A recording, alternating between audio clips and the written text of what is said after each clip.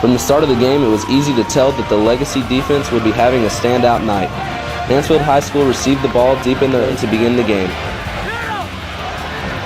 Their offense began to drive into Legacy territory before they were abruptly stopped. The defensive unit's been playing great for 2 weeks. Stuffed the run. Mansfield High wants to run the football, and they just couldn't do it because of the effort and the preparation that these kids and these coaches put forth last week, and then in the ball game it showed. And our kids did a super job running to the ball and making plays, and I couldn't be more proud of a bunch of guys playing defense than the guys that played Friday night. Legacy then took over, marching downfield to score not once, not twice, but 3 times. The first 2 scores were called back on penalties which gave the Legacy Bronco fans and coaches a preview of the impact officiating would have on the final outcome. The third touchdown, but only the first to hit the scoreboard, came on a 15-yard screen pass from Kennedy Jones into the hands of Cameron Davis. Kennedy did a great job leading the offense and really made some big plays when we needed to. Offensive line played real well. I thought our receivers caught the ball when we needed to in key situations, and Cameron Davis is running hard, and really the offensive unit is really doing a great job. The extra point by Taylor Cockrell gave the Broncos an early 7-0 lead. When we scored, the kickoffs were really, really good, which was great.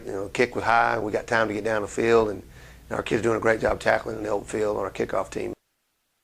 On the punch, we were into the wind most of the time, and we still got the ball off, protected well, and covered. So we did a good enough job to win the ball game on those.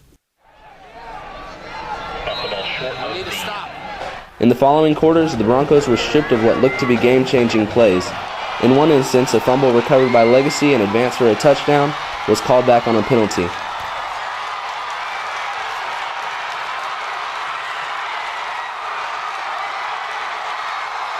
In the third quarter, Legacy doubled their lead on a 60-yard touchdown run from a virtually untouched Kennedy Jones, a play which gave the Broncos confidence heading into the fourth quarter. Legacy quarterback Kennedy Jones was quick to share any credit for the Mansfield victory with his teammates. Man, it was exciting, but I had to give it to Tyler and River. They block like crazy, and the backside blockers, Rodney blocked on the backside, and they just opened it up for me, and then the O-line just separated the defense for me, so I have to give them all the credit.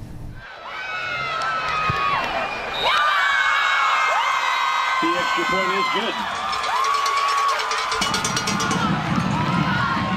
With 9 minutes remaining, Mansfield put its only points of the evening on the board with a 6-yard run by Damon Bullock.